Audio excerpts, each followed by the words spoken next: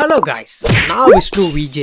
இன்னைக்கான வீடியோ என்னன்னா, இன்ஸ்டாகிராம்ல ரொம்ப ட்ரெண்டிங்கா போய்கிட்டு இருந்த சர்க்குலர் ஸ்ட்ரெச்சை விட்டு எப்படி எடிட் பண்றதுன்னு சொல்லி போட்டிருக்கோம். இந்த எடிட் வேற லெவலா இருக்கும். வீடியோக்குள்ள போறதுக்கு முன்னாடி நம்ம சேனலை சப்ஸ்கிரைப் பண்ணாதவங்க மறக்காம சப்ஸ்கிரைப் பண்ணிக்கோங்க. கூட இருக்க பெல் பட்டனையும் ஆன் பண்ணி வச்சுக்கோங்க.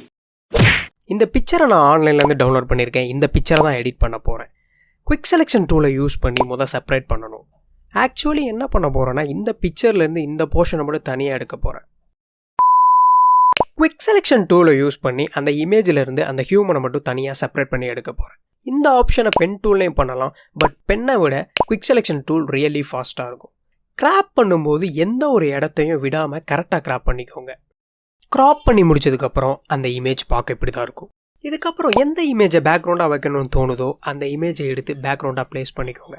கண்ட்ரோல் டி ஆப்ஷனை கிளிக் பண்ணி பெர்ஃபெக்டாக ஸ்கேல் பண்ணிக்கோங்க. ஸ்கேல் பண்ணி முடிச்சதுக்கப்புறம் ரைட் சைடில் இருக்க டிக் ஐக்கானை கிளிக் பண்ணிக்கோங்க.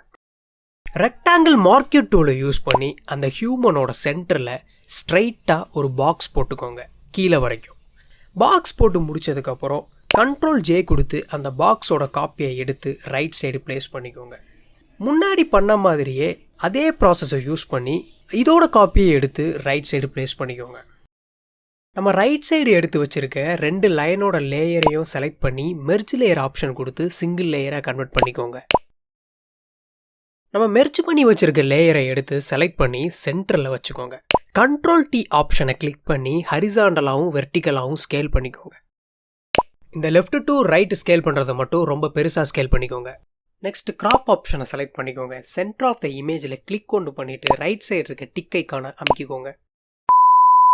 நம்ம ஆல்ரெடி ரெடி பண்ணி வச்சுருக்க லேயரை கிளிக் பண்ணிவிட்டு ஃபில்டரில் டிஸ்ட்ரோட்குள்ளே போலாரை கிளிக் பண்ணுங்கள். நம்ம அவுட்புட் வர்றதுக்கு முன்னாடியே அந்த அவுட்புட்டை ப்ரிவியூ பண்ணி பார்த்துக்கலாம். பார்த்து முடிச்சதுக்கப்புறம் ஓகே கொடுங்க. இந்த மாதிரி ரவுண்ட் ஷேப்பில் வந்தால் மட்டும் ஓகே கொடுங்க. அடுத்ததாக அந்த சர்க்கிள் டிசைன் ஆப்ஷனை செலக்ட் பண்ணிவிட்டு கீபோர்டில் கண்ட்ரோல் டி கொடுத்துட்டு அந்த கேரக்டருக்கு சூட் ஆகுற மாதிரி ப்ளேஸ் பண்ணிக்கோங்க. இதெல்லாம் பண்ணி முடிச்சுட்டு ரைட் சைடு இருக்க டிக் ஐக்கானை கிளிக் பண்ணிக்கோங்க. இந்த மாதிரி வந்ததுக்கப்புறம் எரேஸ் டூலை கிளிக் பண்ணிவிட்டு ஒப்பாசிட்டியை ஃபுல்லாக வச்சுட்டு அந்த ஹேண்டுக்கு இந்த சைடை கம்ப்ளீட்டாக எரேஸ் பண்ணிடுங்க. I'm getting higher